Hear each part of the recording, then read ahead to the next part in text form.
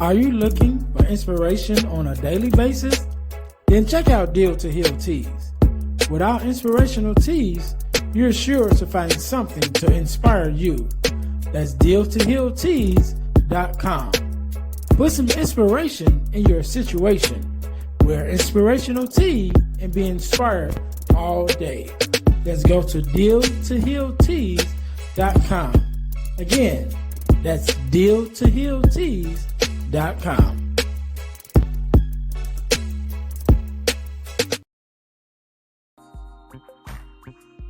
Hey guys, if you're enjoying this podcast, then I know you'll enjoy the Girl Dad Discussion podcast. I'm your host, Ernest James, and I believe the relationship between a daughter and her father is one of the most important relationships a young lady can have. And therefore, my mission is to promote the daddy-daughter relationship by sharing the voices of girl dads to the world. So check out our podcast on every platform where podcasts can be listened to. And if you want to watch the podcast, check us out on our YouTube channel. Again, that's the Girl Dad Discussions podcast with your host, Ernest James.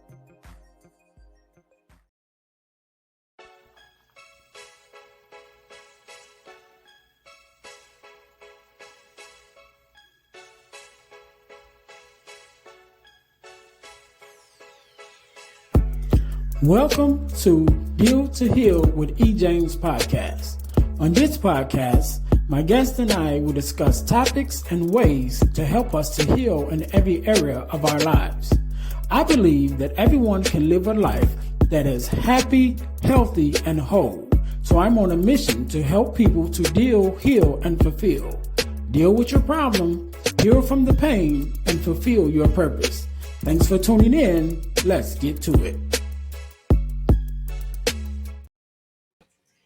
All right. Welcome to the Deal to Heal with E. James podcast. I am your host, Ernest James, and I believe that everyone can and should live a life that is whole, healed, and healthy. Therefore, I'm on a mission to help people to deal, heal, and fulfill, to deal with your problems, to heal from the pain, and to fulfill your purpose. Thank you guys once again for tuning in to our podcast.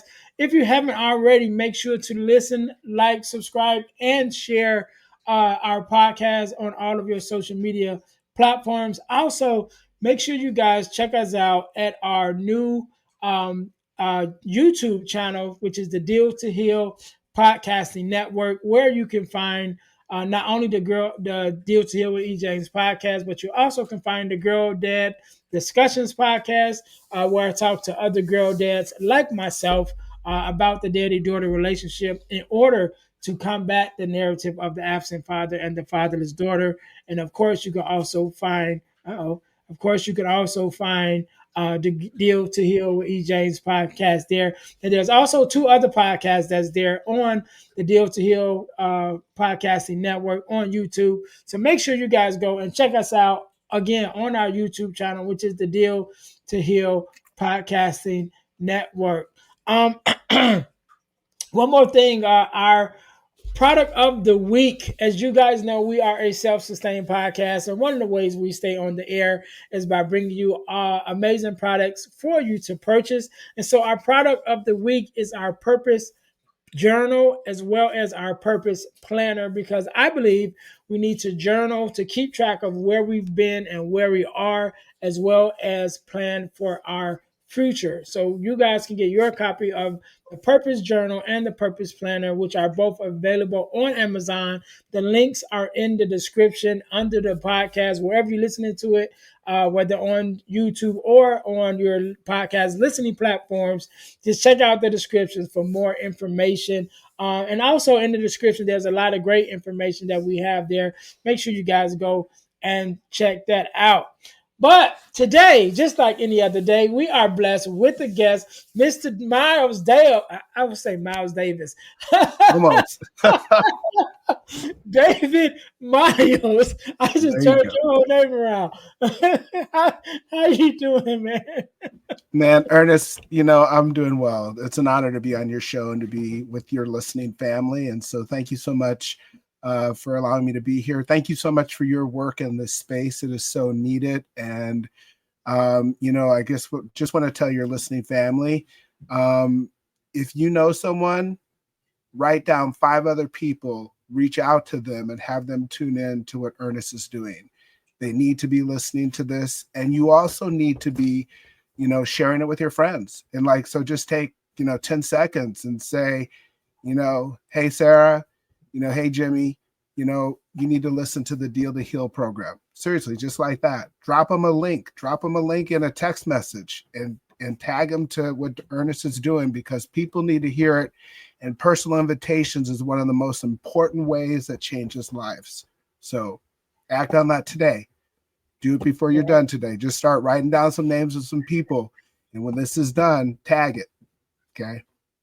All right, and I appreciate that. This is not a paid promotion, so I thank It you. is not. I thank you very much for that, and I thank you for being here, because you could have been doing anything else with anyone else, but you're here with me and my listeners, and I definitely appreciate it. Before we jump into um, the formal interview or podcast, should I say? One thing I know about you, that you are a girl dad like myself, and so whenever I have a girl dad on, I always ask 2 questions.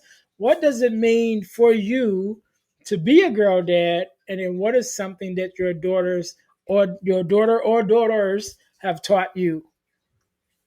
Oh, man. To be a girl dad is like a huge privilege, and it's a huge honor to, my mom's gone home to be with the Lord. So the 2 most important women in my life, my wife and my daughter. So I have my queen and my princess, and she's 17.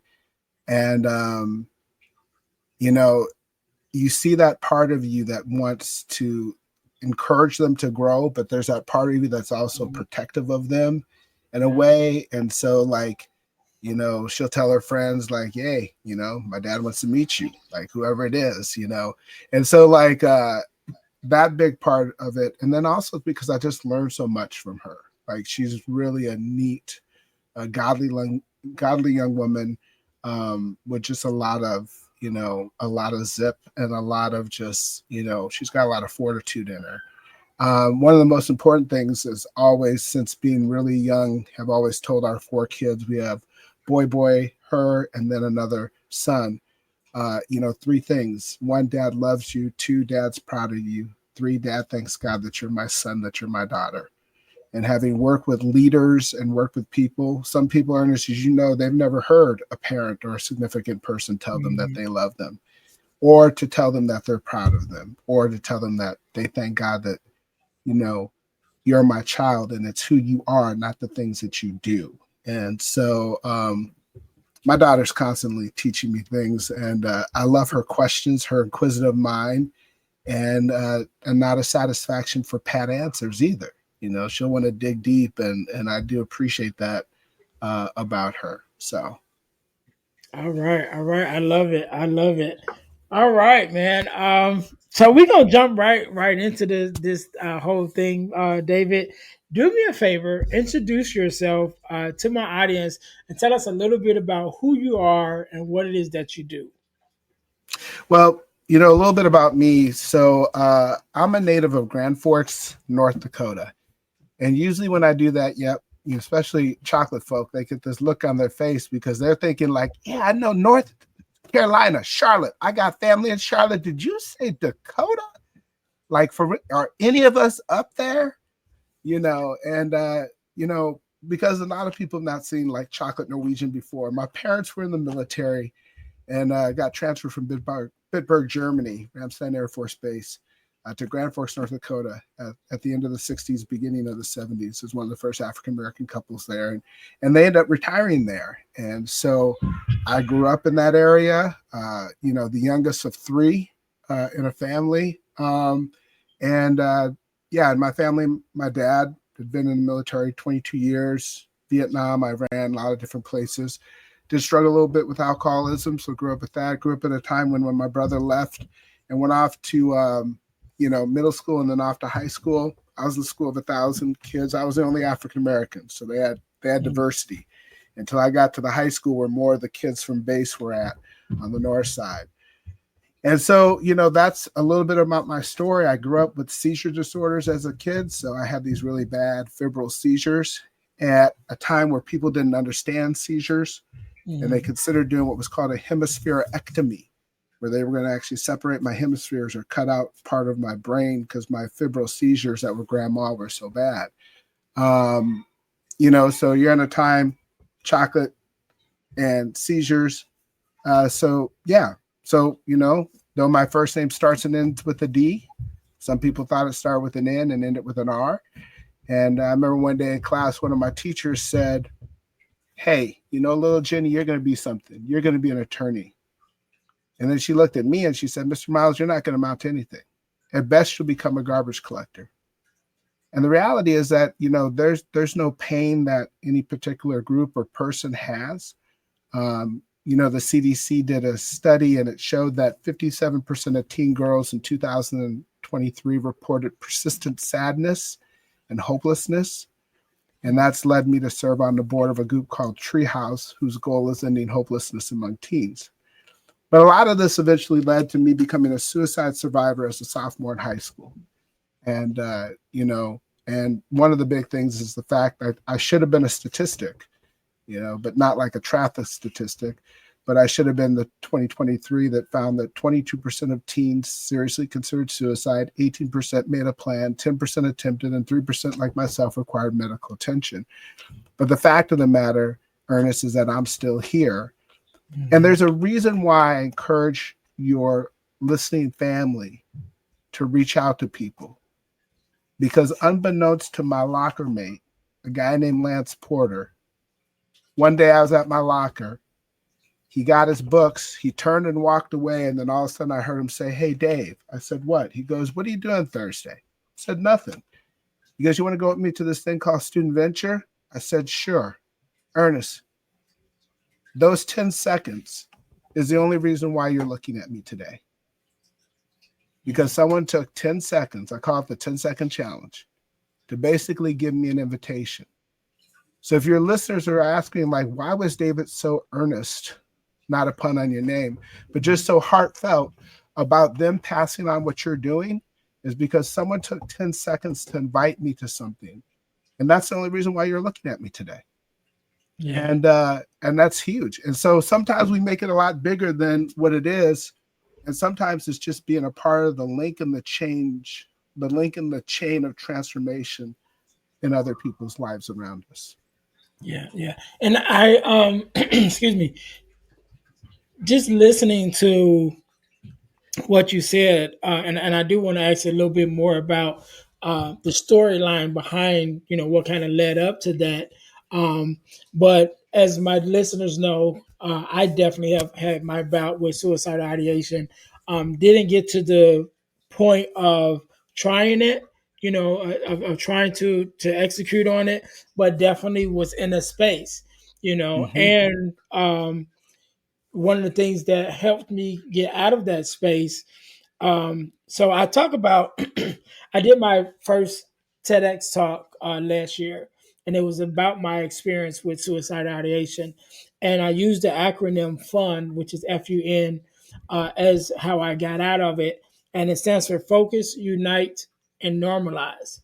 And that unite part is similar to what you're saying. Like the unite part is getting with like-minded people, getting with people to understand, you know, um, what you're dealing with, and with people who help to pull you out of that space. And so Mm-hmm. that those 10 seconds that happened in your life, it was a little bit longer than 10 seconds for me, but it still was the overall communication of someone outside of myself reaching back for me and pulling me along when I didn't have the strength to pull myself, in order to Yeah. still be here. You know what I mean? So in that story, if you don't mind, what were some of the things that you dealt with or were dealing with that got you to that space where you were even thinking about so having those suicide ideations?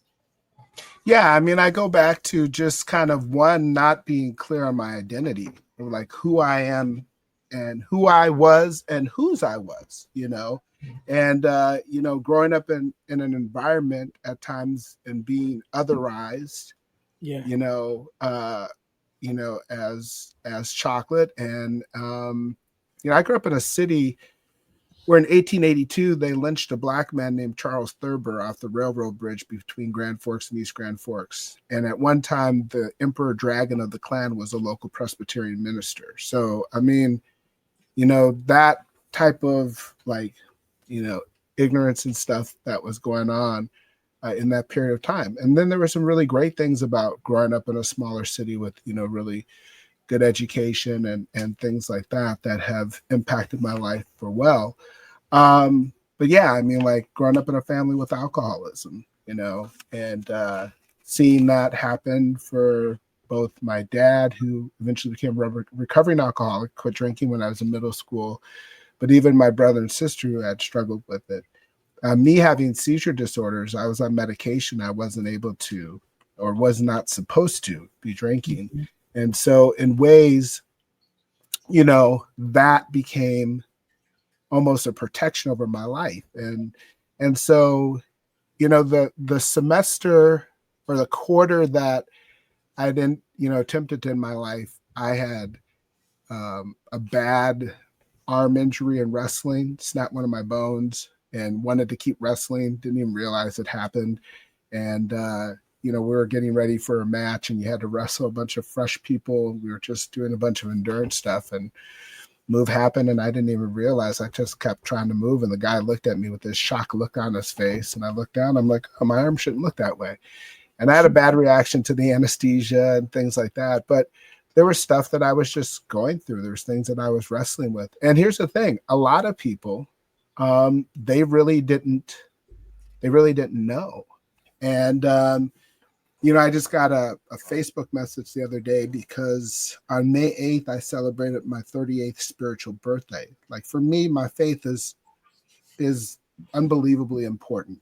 And it's been a critical part of my walk and my journey. Um, and the person was just like, I kind of thought you were the person who had everything, that you had it all together.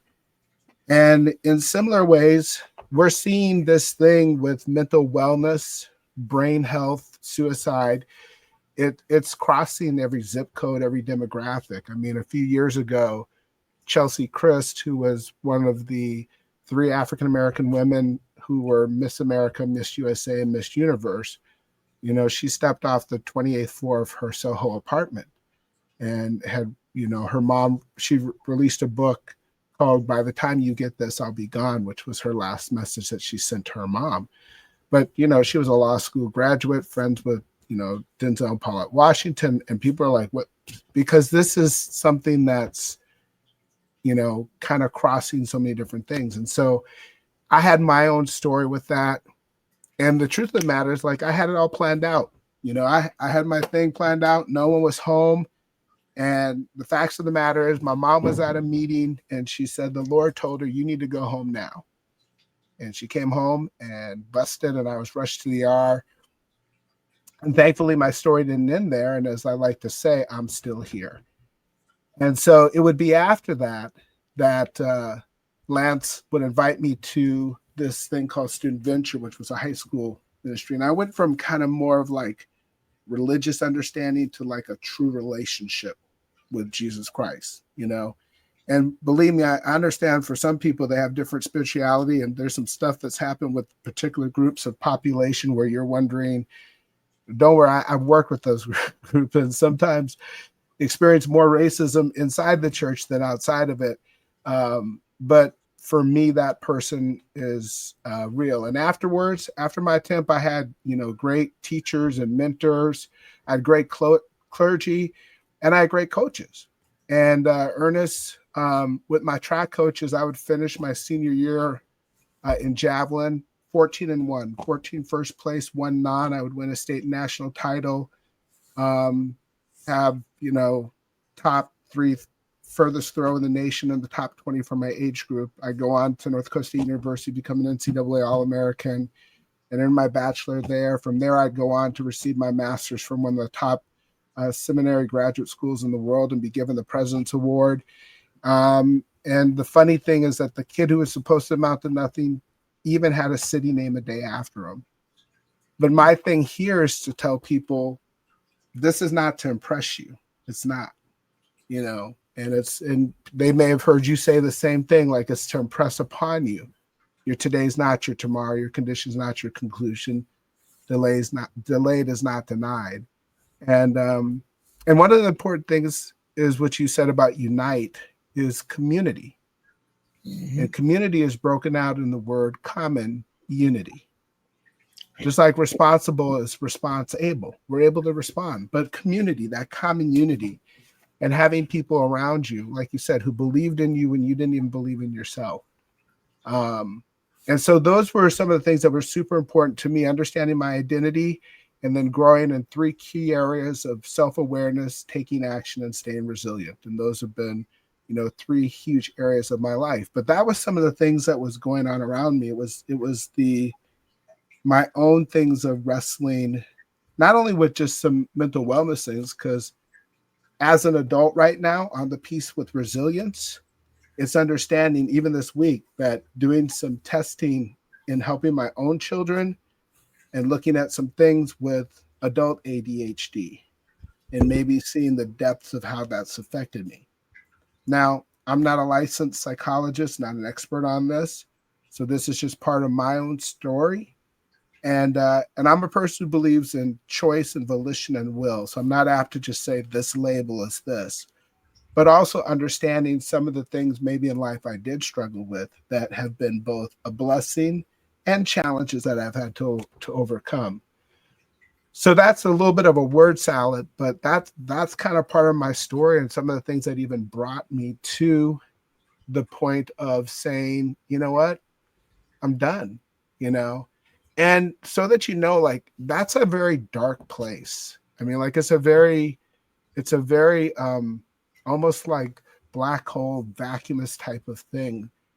And having served as a pastor and been on both sides of being the person who's attempted to end my life and walking with leaders and family through the loss of a child, a parent, a friend. Um, Sometimes in that moment, it's dark and you're not hearing anything.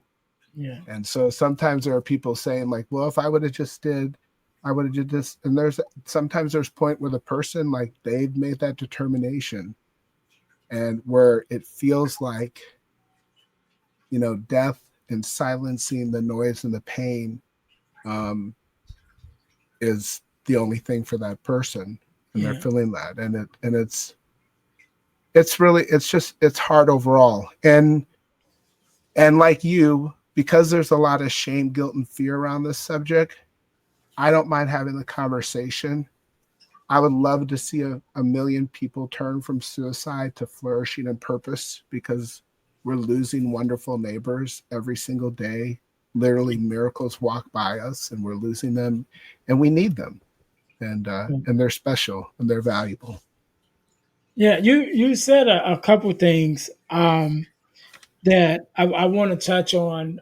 Even in my own experience, like I said, I definitely had the suicide ideations, and it's just, the blessings of God that I didn't get to the point where I started to act upon those, those Mm-hmm. thoughts. Um, but I was a minister in the middle of that. I Mm-hmm. was serving in ministry myself, when I was going through, and you mentioned about that space feeling like a dark hole, and the way that I explain it is is you get to a space where, and I'll just speak for myself. I was in a space where I was dealing with so many different things at the same time. Number one. So, because most people usually, when someone is going through suicidal ideations or they've followed through with the suicide, most people only see the surface, the thing that's on the surface. Yep. It's like, oh, they took their life because they got divorced, or they took their life because, they went broke, or they took their life. Be like, no, that's just the thing that you see on the top. You know what I Right. mean? But there's so always so much stuff up under it. And so I was dealing with several things at one time, including the passing of my mother-in-law, who I loved very dearly, the passing of my mom, you know what I mean, of going through a divorce, just everything, all those things at the same time. So if you picked any one of those things, you know what I'm saying, I could handle that. You know what I mean? But it Yep. was the accumulation of all the things that I was dealing with at the same time. And I always say too that it was all things that I couldn't do anything about. Like I Right. couldn't bring my mom back. You know what I'm Right. saying? And at the point of the divorce, the marriage was done. Yep. With my own financial status that I was in. We were in a recession, so I couldn't, you know what I mean? I couldn't just go out and make more money. So all these things that were happening to me at the same time that I could not control, and it was like, man, what am I going to do? And then the other thing that you said and mentioned about wanting the pain to stop. And I always tell people that suicidal ideations and suicide is not about taking your life. It's about stopping the pain. You know Hmm. what I mean? It's like when you get to the point where you're feeling so much pain that you can't control, it's like, I just want the pain to stop. You know what I'm saying? And so a lot of people, again, follow through with it because they just want it to stop. Not that Yep. they necessarily want to stop living, but it Right. gets to the point like, that's the only thing that I can do to control this whirlwind of things that is happening to me to make it all stop. You know what I'm Yeah. saying? And Yeah. so, We often think too that, good times will never last and bad times will never end, mhm, and so so sometimes when you're in that moment, you're thinking, and I've heard people just, say, like, they're like, this is never going to end. And it feels like one thing after another. And it can be the smallest things. I remember, moving back, and one of my leaders that I pastored at a church, over a decade so ago, he was at home making caramels with family. And like he went to bed, and everyone just thought he went to bed because he was tired. And he tried to, end his life. And, next thing you know, we're a bunch of us are at the ICU unit of a hospital. Um, he shouldn't have lived with what he attempted. And I remember when we finally got to talk to him, because there was a lot of things in reconstructive surgery that had to happen. And he said, I don't know what I was thinking. He goes, I just had this thought that my wife and the kids and everyone else would be better off without me. mhm, And took very, drastic steps that have had life altering things.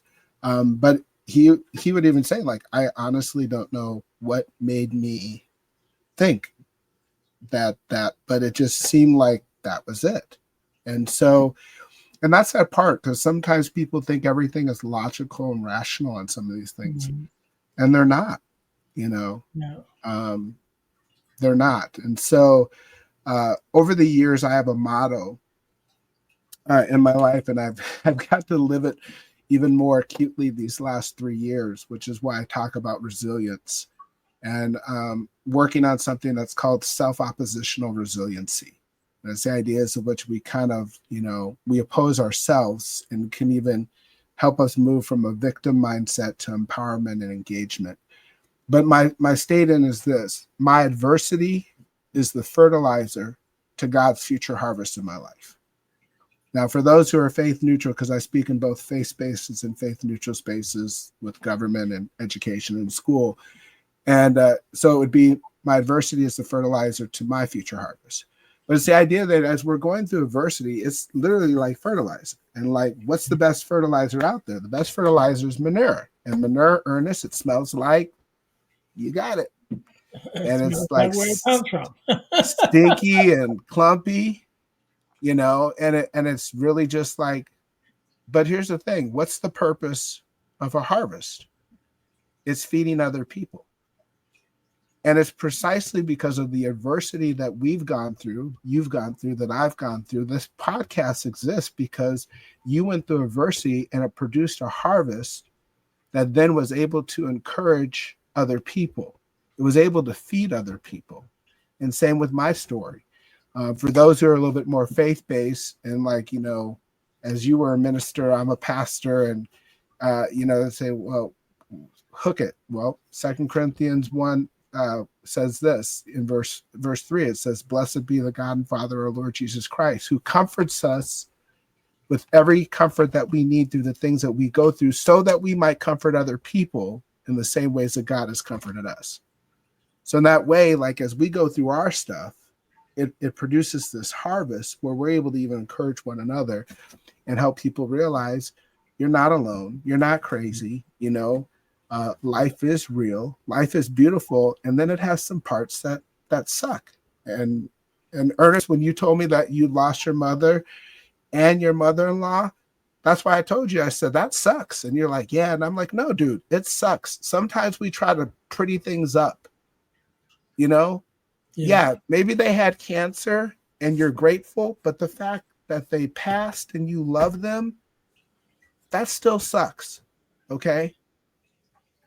And people will be like, well, Ernest, Pastor Ernest, we grieve as people without hope. We don't grieve as people who don't have hope, but we still grieve. Yeah. Yeah. So let's not play. Like, let's keep it real. Like, I'm glad my mom has not been here, especially with some of her lung stuff, for that whole COVID thing. Mm. But it sucks not being able to talk to. I love that woman. It Yeah. sucks that my dad passed at 64, super, super young. And my sister at 39 from adrenal cancer. That sucks. It is. And so sometimes we don't want to say those things because they're more concerned about how they're feeling Yeah. than the other person. So their Yeah. discomfort. I don't want to make the person cry. You don't think tears are part of the healing? Well, I don't want the person to remember the person. Do you actually think they forgot about them? Right. Yeah. You know? So I wanted to touch on a couple things you said. One, when I started the nonprofit named after my mom and my mother-in-law and Christine, that Mm-hmm. scripture was my foundation scripture of my nonprofit organization. Oh, sweet. That scripture. And but you one thing that you also just mentioned about, you know, when my mom passed from cancer, but she passed after my mother-in-law passed. My Mm. mother-in-law went through the full stages of cancer, right? All the way Wow. to the end when she passed away. And so while after we found out that my mom had cancer, definitely, you know, you wouldn't I would never say you definitely wouldn't want your parents to pass. But after Mm-hmm. just going through the experience with my mother-in-law, one thing that I was grateful for, that my mother passed before going the distance of the effects of cancer. You know what I Yeah. mean? So Mm-hmm. to be by my mother-in-law's side, almost until the very end, and then to be by my mom's side, I was happy, if I can use that word, to not have Yeah. to watch my mom go through that whole process. You know what I'm Yeah. saying? Would I have wanted her to go? Of course not. But if she had to Mm-hmm. go, I'm glad she went before that, before Right. those final stages and the effects that it has on your body and things like of that nature. So I definitely understand, you know what I mean? Like sometimes, there's a thing called the law of polarity. And Mm-hmm. it simply says there's nothing that's all good and nothing that's all bad. But in Exactly. everything there's good and bad, And so while, it was bad that my mom passed, but to me, it was good that she didn't have to go through the pain that I knew she could have went through after it, going through it with my mother-in-law. Um, yeah, yeah. So before we get out of here, I want to go back to your experience, because you mentioned about the self awareness, and definitely the self awareness I think is a key thing to all of us, because I remember just recently, as recent as maybe 3 or 4 years ago, I took my first disc assessment, and I had never even Yes. heard of the disc assessment, a couple Yep. years ago. And when I took it and got my results back from it, and I was just like, man, it was such an impactful uh, experience for me to be able to really kind of understand myself more, and understand, get more about that self awareness and self identity that you have of yourself. And that's when I was getting more into personal development and things of that nature, Mm-hmm. And so, but I just know that one of my things that after I took it, I was like, okay, as a speaker myself, that speaks in schools, I'm like, I want to get this into the hands of, high schoolers, like Yeah. juniors and seniors, because if they could take this assessment and really begin to know themselves before stepping out into the world, next level after high school or whatever, I'm like, I know it'll help them. Excuse me, because I have been out of school. I don't even know how long I've been out of school at this point, So, but I know I know how much it helped me as an adult. So I'm like, if I could get this into the hands of students just crossing over into adulthood, to be able to know themselves a little bit more and know more about and have that self awareness of themselves before becoming a young adult, I think that it really help them. So in your experience, even as you begin to be more self aware, how much of a part did that play in you, changing things around for yourself after you had the whole experience? Yeah, Ernest, I'm really glad that you brought that up. And one of the things that I do, so I'm the president of PDM Enterprises Incorporated. And our motto there is we're wanting to transform your greatest asset, which is people. And so we are a leadership and consulting organization that works with government, education, nonprofit, for profit. Um, and then also the David Miles Group is where I do my keynote speaking, and there my passion is helping change the lenses through which people see themselves, their world, and transform both. And so when you talk about self-awareness, the definition of self-awareness, it's the understanding of who you are. That includes your belief, your personal values, and what motivates you. It's the things that make you tick. And so I'm very big into assessments, not to pigeonhole people, because I find people to be just so incredibly complex. And one of my illustrations I'll do with students is I'll have them hold up their thumbs. And I'm like, even if you had a twin, if we fingerprinted you in Interpol, we could find you any place on the face of the planet. And for me, it's because people are once in eternity creations that there'll never, never be another one of them. That out of the 7.5 billion people on the first face of this planet, there is one Ernest James. And you are amazing, dude. You're absolutely amazing. And so I do use the DISC and, Myers-Briggs and Enneagram. Those are frameworks. Mhm. Very, very good. There's a DISC profile by Intermetrics that uses, and in the first paragraph, it says people who are self-aware tend to be more successful because they have an understanding of who they are and the things that they gravitate towards their strengths, and more importantly, of who they're not and the Mhm. things that they don't necessarily need to give their time to, you know? And then you understand interdependency, where independent people realize they're not an island unto themselves, but they're connected, and you start working with other people who have better gifting. And if you want to run fast, run by yourself. If you want to run far, run with others. Life is not a sprint, life is a marathon. And so that's super fascinating. There's another type of assessment, and it's called motivated ability patterns by Arthur Miller. It's actually one of the few evidence-based assessments out there. And it's actually, what's neat about it is it's narrative-based. So you write out in the 1.0 version that's called True Motivate, and I can even get you a link that would help people to be able to take it at no cost. Mhm. I did the original motivated ability patterns where some church leaders poured into me as a young leader. It was about a 2 to 3 month process of longhand writing and interviews and my story and life.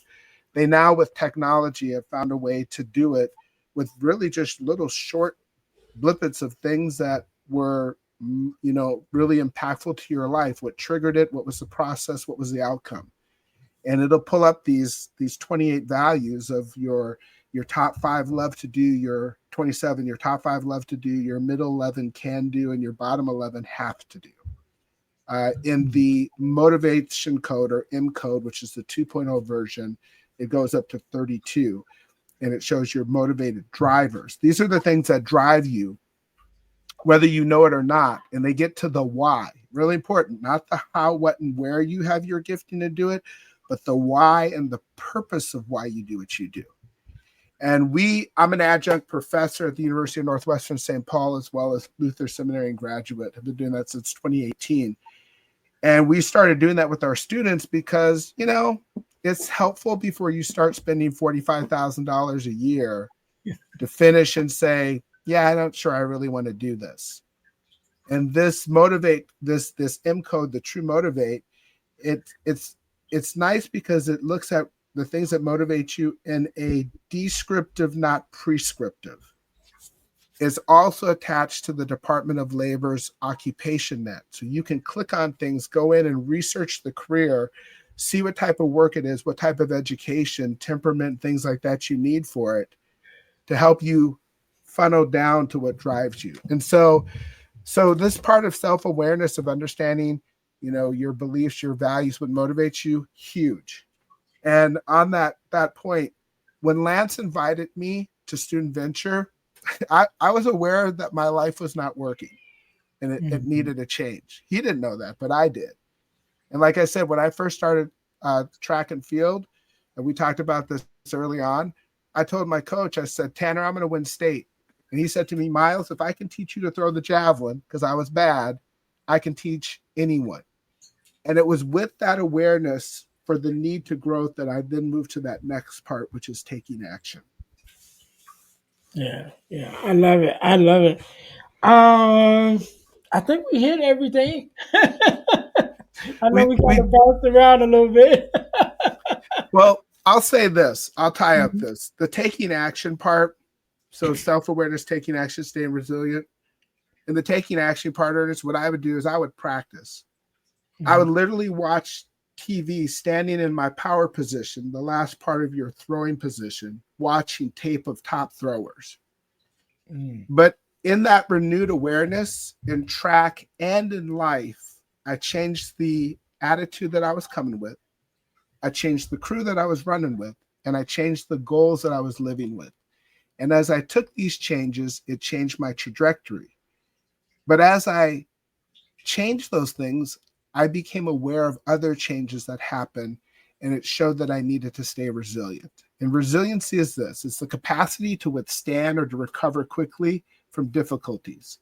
And why do we need resiliency? Number one, change is a constant in life. Or put another way, the only person who likes change is a baby with a dirty diaper. The other reason why we need resiliency, and as a pastor, you probably shared this, either you're currently coming out of a trial, you're in a trial, or you're sure enough about to go into one. And in these last 2 to 3 years, I've had some of the most, incredible growth things, including 3 unplanned surgeries, 2 unplanned hospitalizations. And I actually can say I'm grateful for those things, and I'm doing super well now, because pain and adversity and suffering can be your friends if you let them. And that's why I say that my adversity is the fertilizer to God's future harvest. And so there's stuff that people are going through right now that just, it sucks. It just feels really bad. But I want to say that your greatest hurts, pains, and disappointments can become your greatest impact in helping other people, and even great joy, because Ernest, listening to you talk earlier, and again, to your listening audience, guys, I'm serious. Get Ernest's stuff, tag it to your friends, because listening to Ernest talk about how much he cares about you guys and why he does what he does, okay, people need to hear him. People need to have people who are real, who've gone through it, that aren't shoveling it and you're smelling it and saying something ain't passing the smell test. This is not that brother. And I'm not saying this like Ernest here, real clear. Ernest did not ask me to say any of this. Right. None of this. Okay. I'm saying it because you're looking at me because someone took 10 seconds. If you take 10 seconds Unbeknownst, as Ernest said, we see the top of the iceberg, but 90% of it's underwater. And what Ernest is doing here, all you got to do is pass the link. And I'll guarantee you, you're going to have some people reach back to you and say, how did you know? How did you know I needed to hear that? So at the end of the day, it's not even about Ernest and us. It's about people that you know, and it's people that you love. And you might not think that anything's going on in their lives, but Yeah. there is, and they need this message. So please pass that on. And I mean that. I mean that from my heart, Ernest. I Yeah. really do. And I appreciate that so much. And even going to what you just said, when I was going through, well, after I went through my suicidal ideations and kind of came out on the other side, excuse me, when I started the podcast, I started to talk about it, talk about it openly. And again, I'm one of 9 siblings. And so my baby sister, my youngest sister, called me, and she was like, "How is it that you went through the whole thing, and none of us know?" Mm-hmm. And I was like, "Because we're not having the conversations." And again, you can say, ask someone how they're doing, and they say fine, and they give you a broken smile or whatever, and you never really know what they're dealing with, until you take that time to really try to find out and be like, hey, I always say when you ask someone how you doing, follow up with that next question, but how are you really doing? Yep. Because most of the time, especially men, and that's another reason why I'm as vocal about, my experience as a man, because we don't talk about it. We Right. don't talk about a lot of the things that we're dealing with. And when you ask us how we're doing, we're first thing we're going to say is fine, because who really wants to know? So if you do follow up with that follow up question that says, how you really doing, because you really want to know, that allows us the space to open up and say how, what we may be dealing with.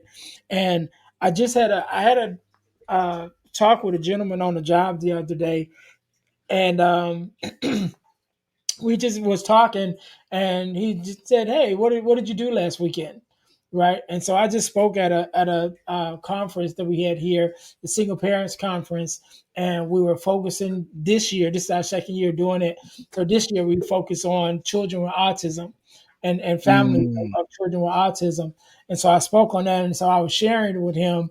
That's what I spoke on, and I don't really know how the conversation kind of veered a little bit to the point where we started talking about hardships and things that we go through as men, and he shared some things with me, and I was able to talk to him about my experiences, and he was able to open up with some of the things that he'd been through. We probably talked about a good 45 minutes before our break, and when we came back from break, he came up to me. He said, "You know what? I usually don't talk to a lot of people." And he said, "But I just want you to know you're a cool dude and you're a good person to Mm-hmm. know, you know."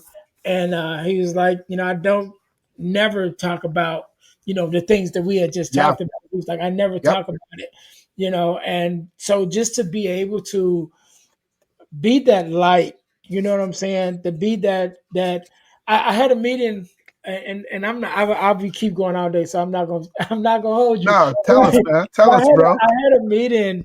I had a meeting with a young lady, and we were doing some sort of like assessment type stuff or whatever.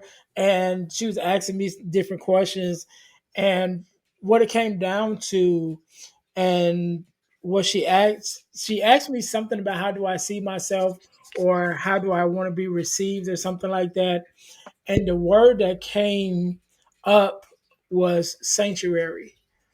Like, I want to be a Mm. sanctuary for people. You know what I mean? Yeah. I want to be that safe space, And so, just in reflection now, even in this moment, thinking about just having that conversation with him, and to be able to just be vulnerable myself, and be just being myself, to the point that he felt safe enough to open up about some things. And it definitely was some deep things that he had been dealing with, and some things that he had been holding on, or holding in to And I think I probably only worked with this guy like twice. You know what I'm saying? So Mm-hmm. it's not like we had a long relationship, like we were friends or whatever, but really just had a moment, but being able to show up in that moment as a sanctuary where he felt Yep. safe enough to be able to express, some things that he had been dealing with, some things that he had been holding in. Um, I'm grateful for that, You because know, that's Ernest. how I want to show up in the world. Yeah, and I mean, like, so often we think that, oh man, we gotta be hard. You gotta be all the and I mean, like, honestly, our vulnerability and actually creativity happens in vulnerability. Brene Brown's work on vulnerability, great stuff. Go online and look at it. Um, there are usually four conversations. There are four things that people say to me after I speak. They'll walk up, they'll say, number one, I can't believe you talked about this. Number two, I would have never thought you. Number three, I can't believe you talked about this. Number four, this is where I'm at. This is where I was at. This is where a friend, family, or whatever. And so, like, I mean, you know, the number of times. And so, one other thing, I've been doing a radio program on My Faith Radio, since 2020. It's called the Monday Afternoon Mix with Miles and Arnold, my co host, Bill Arnold. And, some of our most, feedback shows of when we've shared on, and I've shared my story, and people are just like, dude, I would have never thought. I mean, like, you're a pastor, you're a professor, you're a track star, you're all this other stuff. And they're like, yeah, I never. And even now when I speak, I'll actually let them introduce me.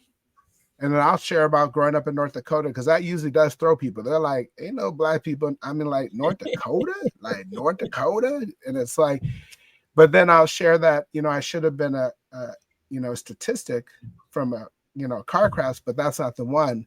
And more so the statistics with the 2023 CDC report on teen mental wellness.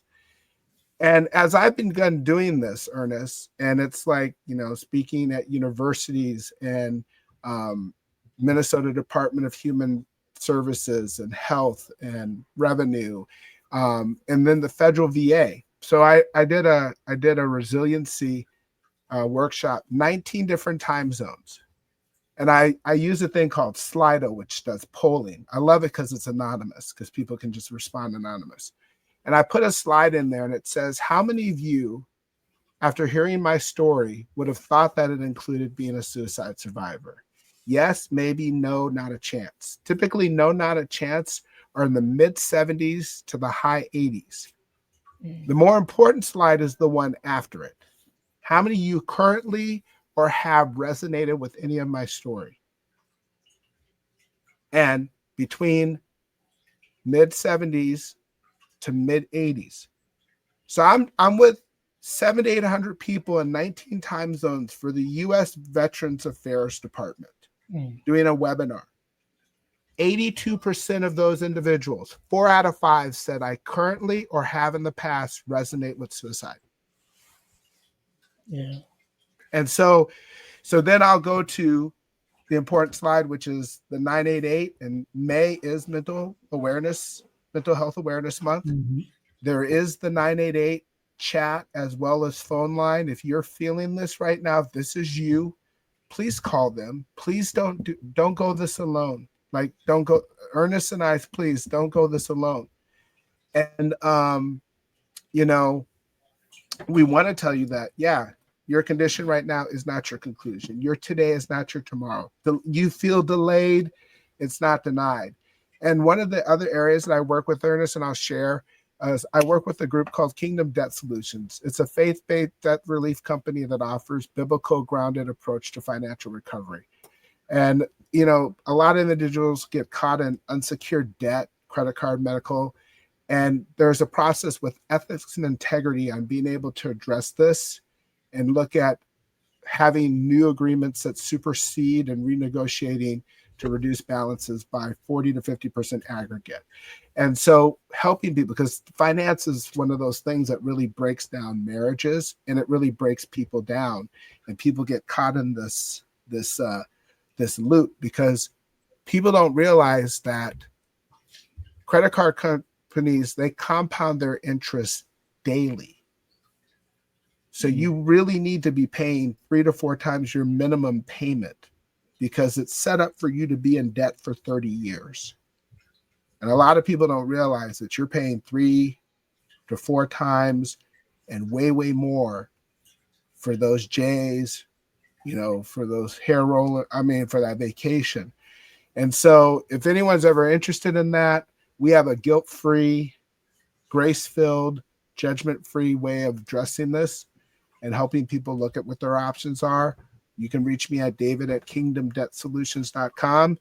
And we're here. We don't charge fees. We don't have hidden stuff. We're helping people to get to be blessed, to be a blessing, Yeah. and stop feeding all this stuff to Egypt and being able to like get their houses in order and get out of all the shame, guilt, and things there that lead people as well to want Yeah. to end their lives and or end their marriages and just quit. And so those are some of the things that we do and that I do.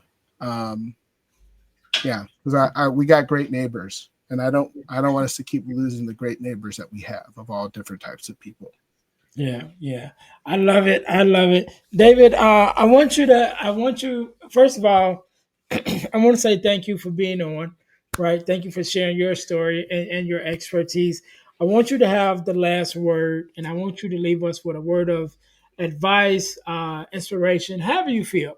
On top of everything that you've already shared with us, but I want you to leave us with something to carry us through, and I'll give you a couple of seconds to think about that. To my listeners, thank you guys once again for tuning in to the Deal to Heal with E. James podcast.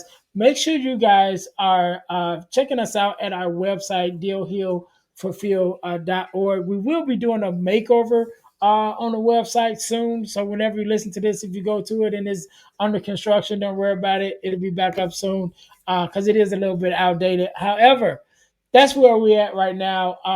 Also, check me out. I don't even have a slide for this one, but at my new website, my speaker's website, which is ernestjamesspeakslife.com. Again, that's Woo! ernestjamesspeakslife.com. Make sure that you guys go and check me out there. Also, ebooks. So check out our ebooks that we have available. Go to ebooks.ejames.com to check out the ebooks that we have, including our ebooks called Males from Males to Men, which is a male mentoring ebook for teenage boys. We have the Core Four, which is the core four values that every daughter should get from her father. That is the ebook that we actually talk about on our Girl Dad Discussions podcast. During that podcast, me and the other girl dads talk about the four core, which is those values. And last but not least, one of my favorite books that are ebooks that is doing very well is Forgiving Me, the Four Steps to Self Forgiveness. That's all there at ebooksbyejames.com, as well as some other ebooks. I have an ebook about starting your own podcast and some things like that. So just go to ebooksbyejames.com to check out our ebooks that we have available. Also, go to dealtohealtees.com, which is uh, our inspirational t-shirt line. Put some inspiration in your situation. Wear an inspirational tee and be inspired all day. That is our tagline. So you can go to deal, the number two, healtees.com in order to check out our inspirational tees as well as our podcast merch, which is our t-shirts with our podcast logos on it. There's one for the Deal to Heal with E. James podcast and also one for the Girl Dad Discussions podcast. Last but not least, over the last couple years, I've been blessed to be a part of an organization called the Forgiveness Mission. And what we do, we have free virtual workshops every other month talking about the subject of forgiveness, forgiveness of self, forgiveness of others, forgiveness of the world, even how talk about how forgiveness affects us physically with our bodies and emotionally. So it's something that you definitely want to check out. The workshops are virtual. They are absolutely free, but the information is priceless. You can go to forgivenessmission.com in order to register for our next forgiveness workshop, or go to Eventbrite and look for a forgiveness workshop sponsored by the Forgiveness Mission. Again, they're absolutely free. Whenever you're listening to this podcast, either one is coming up or one just ended. So again, go to forgivenessmission.com or go to Eventbrite and sign up for our next forgiveness workshop. All right, Mr. David. Once again, I want to say thank you so very much for being on. Thank you for sharing your story and expertise. I definitely appreciate it. I want you to have the last word, so the floor is yours. Well, thank you. I'm going to show this little thing. I'm not sure if you'll be able to see it. And it says UI with an arrow going to CI, with an arrow going to CC, with an arrow going to UC. Because there might be some people right now who are listening to this, Ernest, and they're saying, goodness, like where do I start? And for some, they may feel like shame because they feel like, you know what, I've tried. It doesn't work. It's not worth it. If I'm being honest with you, Ernest and David, I feel like I'm not worth it. And I want to say that you are lovable, capable, and as we say with our treehouse, worthwhile. I've been given a second chance at life with borrowed breaths to say that your life matters. Your life matters. I'm alive for this moment because of you. And that your life matters and we need you. So UI means unconscious incompetence. CI means conscious incompetence. CC means conscious competence. And UC means unconscious competence. Ernest, when my daughter Taylor was 2 months old, she didn't know a key fob from a gas can to a steering wheel, nothing. She was unconsciously incompetent when it came to driving a car. When she turned 15, the state of Minnesota gave her a permit, and she became consciously aware of her incompetence for 0.5 milliseconds. She got in the car. She started. I said, "Sweetie, Dad, I got this. No, I got it. It's all right. I got this. I know what I'm doing. This is your first time drive. I got this." Okay. After a small period of time, she got her driver's license because the state of Minnesota said you are now consciously competent enough to drive a car. Ernest, can I ask you, how much did you think about driving today? I didn't think about it at all. I just did it. Because you're now unconsciously competent. And we go through this UCCI or this UI, CI, CC, UC. A person starts off, they don't know an atom for a cell or anything with biology. And one day they come out and they see a bird and their worm and they say, "Ooh, look at that bird. Look at the worm. Oh, too bad, wormy, you dead." And then they take biology classes, and then they take biochem classes, and then they go to residency and they start doing surgery. And pretty soon, unconsciously, they just do surgery. Same thing with building a house. Same thing with doing accounting. Same thing with being a parent. We all go through this cycle. Why do I bring it up?